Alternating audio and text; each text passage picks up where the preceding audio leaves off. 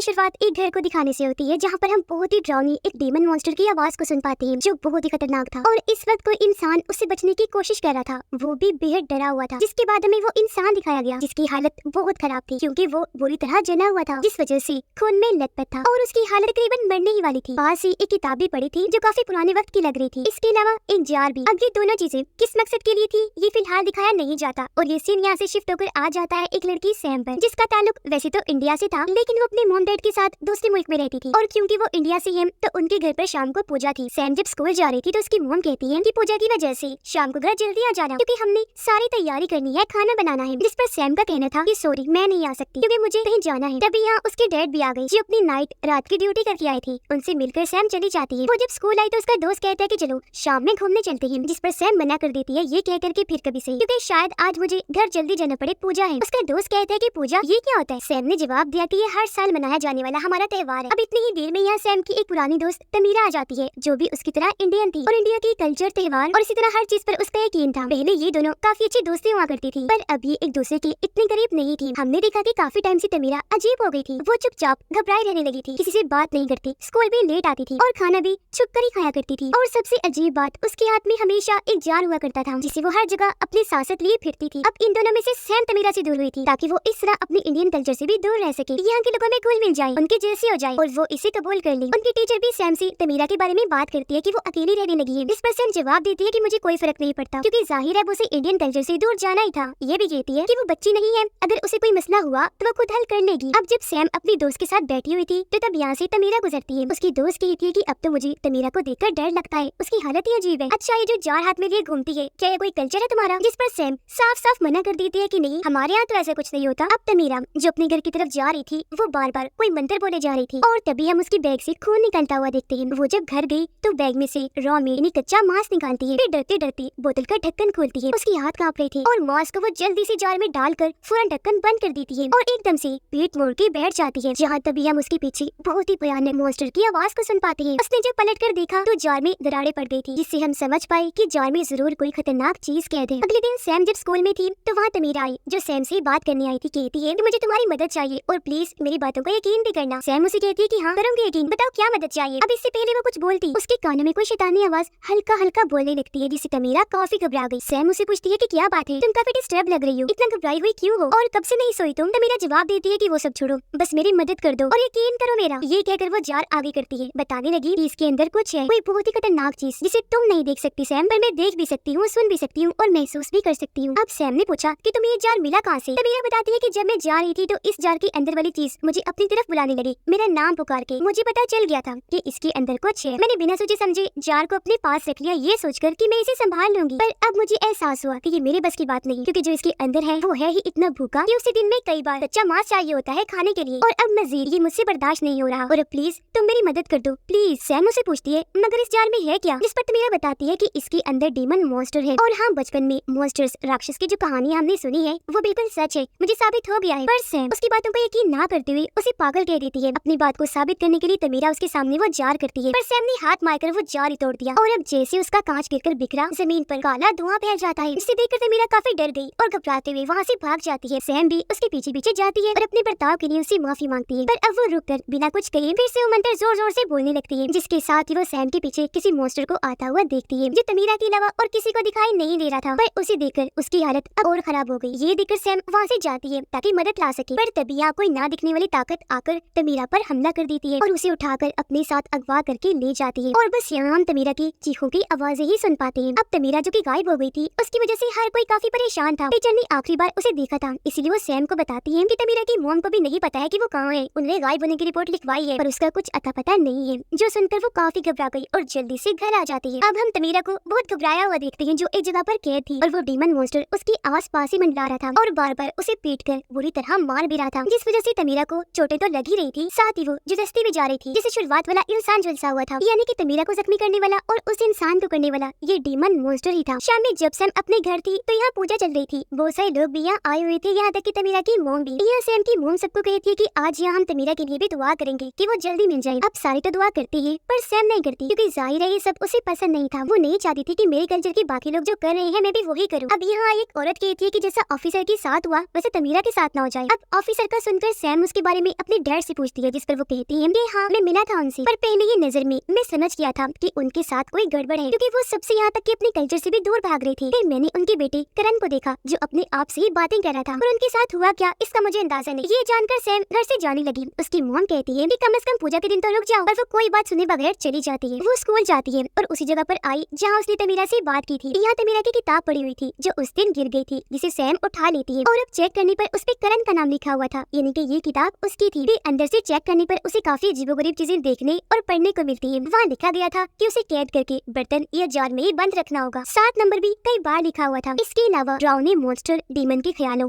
सपनों की तस्वीरें भी बनी हुई थी। पर यहाँ सैम को कुछ भी समझ नहीं आती। तभी उसके पास उसके दोस्त की कॉल आ जाती है, जिसे मिलने वो चली गई। वो पहले यहाँ उसे तमीरा के बारे में पूछती है, पर उसके दोस्त ने जब कुछ नहीं बताया तो वो करण के बारे में उससे पूछने लगी, जिस पर उसका दोस्त सैम को एक जगह पर लेकर गया और बताता है कि करण की कुछ महीने पहले ही मौत हो गई है, और बिल्कुल यहाँ हुई थी। उसकी मौत पूरी तरह जलने झुलसने की वजह से हुई थी। पर यहाँ एक अजीब चीज नोटिस करने वाली थी कि वहाँ जलने जैसा कोई निशान, कोई काला निशान तक नहीं था, जिसका मतलब था कि वो बिना आग के जला था। जिसके बाद ये दोनों करण के खाली पड़े घर में जाती हैं, जहाँ पर उसके मॉम डैड की भी लाशें बुरी हालत में मिली थी। जी हाँ, वो सब खत्म हो गए थे। पर अब जब ये करण के कमरे में गई चेक करने, तो वहाँ वही निशान बने हुए थे जैसे उस किताब में थी। पर यहाँ पर एक नया निशान ऐसा था जिसका मुंह बहुत बड़ा था, और उसके अंदर से छोटे छोटे बच्चों जैसे निशान निकल के बाहर फैल रहे थे। अब बाहर ने पुलिस की आवाज आई, इसलिए ये वहाँ से चले जाते हैं। अब रात को जब सैम सो रही थी तो उसे तमीरा के बारे में डरावने सपने आने लगे, जिनसे डरकर वो जाग गई और जाकर अपनी मॉम से बात करने लगती है। पर उसकी मॉम ठीक से जवाब नहीं देती, क्योंकि पूजा वाले दिन वो चली गई थी, जिस वजह से वो नाराज थी। उसकी मॉम कहती कि उस दिन तो तुमने जो किया सो किया, पर तुम तो अपने नए दोस्तों को भी घर नहीं लाती और अपनी जुबान बोलकर उन्हें कुछ नहीं कहती। तुम आखिर क्यों पूजा, उसके खाने और अपने कल्चर से चिढ़ खाती हो? जिस पर सैम को गुस्सा आ गया। वो कहती है कि मॉम, अगर हमने इसी तरह अपने कल्चर पर ही चलना था तो फिर हम इस दूसरे मुल्क में आए ही क्यों? वहीं रहना था ना। जो कहकर वो यहाँ से चली गई। वो अब अपने दोस्त के साथ फिर से करण के घर गई, क्योंकि कल रात वो किताब वहीं भूल गई थी। यहाँ आकर उसने बताया कि मैं और तमीरा बचपन से दोस्त थी, पर बड़े होकर मैंने अपने दोस्त बदल लिए ताकि माहौल को भी बदल सकूं। अब इसने मेरा साथ तमीरा ने नहीं दिया तो मैंने उसे छोड़ दिया। वो ये बातें बता ही रही थी कि तभी उसे अंदर से आवाजें आने लगी, जिनका पीछा करते करते वो घर के अंदर ही जाती है। वो इन आवाजों में इतना खो गई कि बाहर अपने दोस्त का उसे कोई ख्याल नहीं रहा, क्योंकि तभी कोई ना नजर आने वाली ताकत उसके दोस्त पर भी हमला कर देती है और बुरी तरह उसे मार डालती है। और जब बाहर आकर सैम ने ये सब देखा तो उसकी होश उड़ गई और वो फूट फूट कर रोना शुरू कर देती है। उसे कुछ समझ नहीं आती कि ऐसा क्यों हो रहा था, इस वजह से वो हर वक्त परेशान रहने लगी थी। उसकी मॉम भी परेशान लग रही थी और अपने मुल्क में अपने असली घर में वापस जाने का कहती है, क्योंकि यहाँ के लोग वैसे भी उन्हें अपना नहीं रहे, अजीब नजरों से उन्हें देखते हैं। यहाँ सैम को परेशान देखकर उसके डैड वजह पूछते हैं, पर उसके कुछ भी ना बताने पर सैम की मॉम को गुस्सा आ गया। वो कहती है कि इसे पता नहीं क्या होता जा रहा है, ये हर चीज से दूर भागती जा रही है और ये हमें इसी वजह से कुछ बताना भी नहीं चाहता। अब हमें तमीरा दिखाई दी, पता चला कि उसे और कहीं नहीं बल्कि करण के घर पर ही कैद करके रखा गया है, और वो वहाँ से कई बार भागने की कोशिश करती है, पर मॉन्स्टर उसे हमेशा खींचकर वापस पीछे ले आता है। सैम जब अपने कमरे में थी तो उसे नीचे से आवाजें आने लगती हैं। वो जब नीचे गई चेक करने तो वहाँ उसकी मॉम रो रही थी। ये उन्हें चेक करवाती है, पर ये उसकी मॉम नहीं बल्कि वही मॉन्स्टर था जिसने उसकी मॉम का रूप लिया हुआ था, और अब वो सैम पर हमला करने के लिए आगे बढ़ा, जिस वजह से डरकर वो यहाँ से भाग गई, जिसके साथ ही उसकी आँख खुल गई, क्योंकि ये दरअसल सिर्फ एक बुरा सपना था। पर सपने में ही सही उसने आज यहाँ उस मॉन्स्टर को देख ही लिया था। अब अगले दिन सैम स्कूल जाकर अपनी टीचर को वो सब कुछ बता देती है जो कुछ उसके साथ हो रहा था। कहती है कि मैं हर चीज से दूर होती जा रही हूँ, किसी से खास बात भी नहीं करती, और एक चीज है जो हमेशा मुझे डराती है, मैंने उसे देखा भी है, उसने ही मेरे दोस्त को मारा है। वो चीज मेरे साथ अजीब चीजें ऐसे करती है कि कभी मुझे डरावने सपने दिखाती है तो कभी उल्टे सीधे ख्याल, और मुझे पूरा यकीन है कि उस चीज ने तमीरा के साथ कुछ गलत करके उसे गायब किया है। पर ये सारी बातें सुनकर टीचर को यकीन नहीं आता, बिल्कुल वैसे जैसे पहले सैम को तमीरा की बातों पर नहीं आ रहा था। अब जैसे तमीरा को उस वक्त मॉन्स्टर दिखा था सैम को नहीं, वैसे अब यहाँ सैम को दिखने लगा था, जिसे टीचर अब नहीं देख पा रही थी। पर अब सैम इतना डर जाती है कि जल्दी से यहाँ से भाग गई। सैम जब घर पर थी तो टीचर उसे कॉल करती है, क्योंकि सैम को करण की जो किताब मिली थी उसके अंदर की तस्वीरें लेकर उसने टीचर को भेजी थी, जिनके बारे में जानकारी टीचर ने निकाल ली थी। और अब वो सैम को बताती है कि वो चीज जिसके बारे में तुम बात कर रही थी वो असल में एक डीमन मॉन्स्टर है, जो दरअसल ईस्ट इंडिया से है। ये इतने खतरनाक और बुरे मॉन्स्टर है, ये कच्चा मांस खाने के बाद आत्मा को भी निगल जाते हैं। इन्हें ज्यादातर किसी ढक्कन वाले बर्तन या जार में कैद किया जाता है। अब पहले के बड़े लोग जो गुजर गए हैं वो इन डीमन मॉन्स्टर्स को कैद करने के लिए बर्तन और जार की जगह खुद वो बन जाया करते थे और इन डीमन मॉन्स्टर्स को अपने अंदर कैद कर लिया करते थे। पर ये काम काफी रिस्की था, इसलिए जार और बर्तन को ही बेहतर समझा जाता है, जिससे हम समझ पाए कि तमीरा के पास जो जार था उसमें वो मॉन्स्टर कैद था। पर सैम ने वहाँ ये गलती कर दी कि इसने जार ही तोड़ दिया जो अब तक मॉन्स्टर को कैद करके रख रहा था। अब एक तो तमीरा उसे संभाल नहीं पा रही थी, ऊपर से सैम ने वो तोड़कर गड़बड़ कर दी। यह डरते हुए सैम भी अपने टीचर को बताती है कि इसी वजह से हर वक्त मेरा वो जार अपने साथ लिए फिरती थी ताकि वो मॉन्स्टर आजाद ना हो जाए, और अब वो मॉन्स्टर मेरे साथ ऐसा कर रहा है। जिस पर उसकी टीचर कहती है कि तुम परेशान ना हो, मैं आ रही हूँ, मिलकर इसका कोई हल निकालते हैं। जिस पर सैम भी मान जाती है। अब सैम जो काफी परेशान थी अपनी मॉम के पास जाती है, ये रोने लगी। तब उसकी मॉम सैम को संभालती है। सैम कहती है कि डीमन मॉन्स्टर मॉन्स्टर्स की जो कहानियाँ हमने सुनी वो सब सच है। तो जरा आप बताएं कि ये सब होता क्यों है, कैसे है और इंसान को क्या करना चाहिए। जिस पर उसकी मोम बताने लगी कि कहानियों के मुताबिक दिल में कभी भी नफरत जैसी गलत चीजें नहीं रखनी चाहिए और ना ही इंसान ऐसा महसूस करे कि वो अकेला है, क्योंकि ये जो बुराई है, ये डीमन मॉन्स्टर, ये इसी चीज का फायदा उठाता है। ये इंसान की इसी कमजोरी पर जीता है। वो पहले इंसान की आत्मा को कमजोर करता है, जिसके बाद उस इंसान की सोच पर काबू करके उस पर वार करता है और उस इंसान को उसके अपने चाहने वालों से दूर कर देता है, जिसके बाद वो इंसान जो उसकी मदद कर रही होती है वो उन्हें भी खत्म कर देता है। और बिल्कुल ये सब सैम के साथ भी हो रहा था, यानी कि उसकी सोच उसके हिसाब से ना चलकर काफी धुंधली हो गई थी। उसकी फैमिली के डरावने सपने दिखाकर मॉन्स्टर सैम को उसके घर वालों से दूर कर रहा था। सैम के दोस्त को तो उसने मार ही दिया था जो उसकी मदद कर रहा था, और अब वो टीचर के पीछे पड़ जाएगा। यानी ये मॉन्स्टर इंसान को पहले सबसे अलग करता है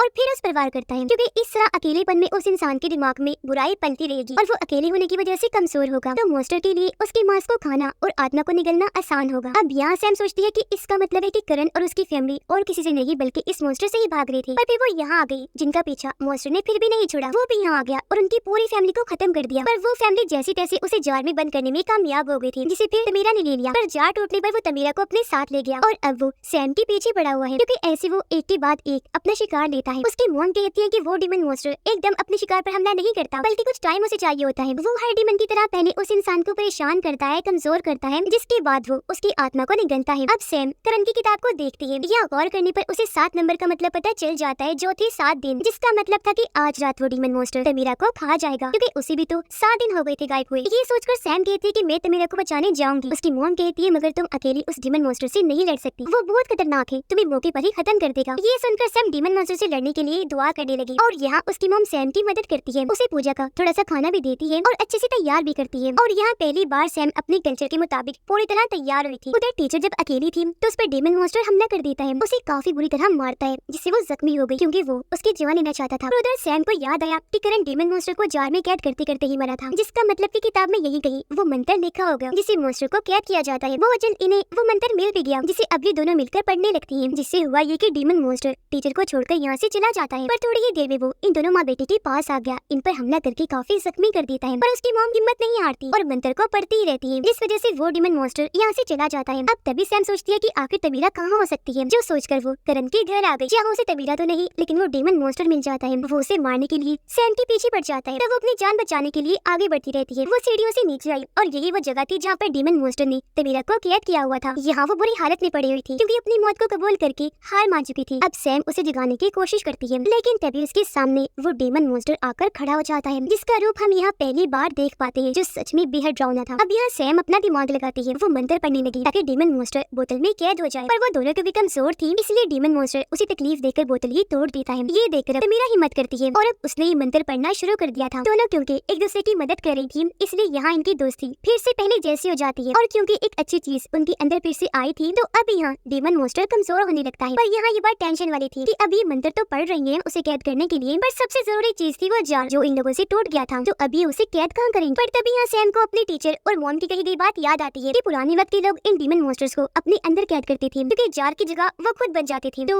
अब यहाँ उनकी ही तरह सैम डीमन मॉन्स्टर को अपने अंदर कैद करने का फैसला करती है और पुराने लोगों की तरह एक जार की तरह ही बनकर डट के खड़ी हो जाती है। जहाँ पहले तो डीमन मॉन्स्टर नहीं जाता, पर तमीरा लगातार मंत्र पढ़ती रहती है, जिस वजह से डीमन मॉन्स्टर को मजबूर होकर सैम के अंदर जाना ही पड़ा और अब वो उसके अंदर कैद हो गया था। जिसके बाद हमें कुछ दिन के बाद का वक्त दिखाया जाता है, जहाँ पर सभी लोग इकट्ठा हुए थे और अब सैम को अपने अंदर कैद डीमन मॉन्स्टर्स की भूख मिटाने के लिए बार बार कच्चा मांस खाना पड़ता था, जिस वजह से सैम की फैमिली भी काफी परेशान थी, क्योंकि जाहिर है वो जानती थी कि ये इतना खतरनाक डीमन मॉन्स्टर है कि वो कभी भी बाहर आ सकता है। इसके बाद हम सैम और तमीरा को बात करते हुए देखते हैं, या तमीरा भी उससे वो भी सवाल करती है कि अगर वो डीमन मॉन्स्टर बाहर आ गया तो फिर क्या होगा, जिस पर सैम कहती है कि बेफिक्र हो, मैं उसे बाहर आने ही नहीं दूंगी। पर अब जैसी तमीरा वहाँ से गई, सैम के चेहरे के एक्सप्रेशन तासुरात अपने आप ही बदल गए, क्योंकि जाहिर सी बात है वो डीमन मॉन्स्टर इतनी बड़ी बुराई है जिसे इतनी आसानी से रोका नहीं जा सकता, उसका जड़ से खात्मा करना जरूरी है। क्योंकि जब कभी भी कोई बुरी सोच, नफरत, अकेलेपन का एहसास सैम को महसूस हुआ, वो डीमन मॉन्स्टर फौरन बाहर आ जाएगा, जिसे फिर रोक पाना मुश्किल होगा। इसीलिए उसे हर तरह से खत्म करने के लिए इनको तैयार रहना चाहिए। तो कहानी में हमें बताया गया है कि कभी भी कोई बुरी सोच अपने दिमाग में ना लाएं, दिल में कोई भी नेगेटिविटी ना रखें, जैसे किसी के लिए नफरत, गुस्सा या फिर खुद ही अकेलेपन का एहसास, क्योंकि जाहिर है ये बुरे एहसास है तो इनका बुरा नतीजा ही हमारे लिए साबित हो सकता है। सबके साथ हमेशा अच्छे रहें, प्यार बांटें, क्योंकि कहानी में तो बुरी सोच का नतीजा हमें डीमन मॉन्स्टर दिखाया गया है, पर अगर हमारी जिंदगी में इस तरह की कोई सोच हम पाल लें तो किसी और तरीके से हमारे साथ गलत हो सकता है। और दूसरी बात कि अपने रिलीजन, कल्चर, त्योहार, रहन सहन को सच्चे दिल से अपनाएं, कभी भी दूसरे जैसा बनने की कोशिश ना करें, क्योंकि जहाँ आपको होना चाहिए आप आप वही है और दूसरों से कई गुना बेहतर है, क्योंकि आप बेशक जितनी मर्जी कोशिश करें आखिर में आपको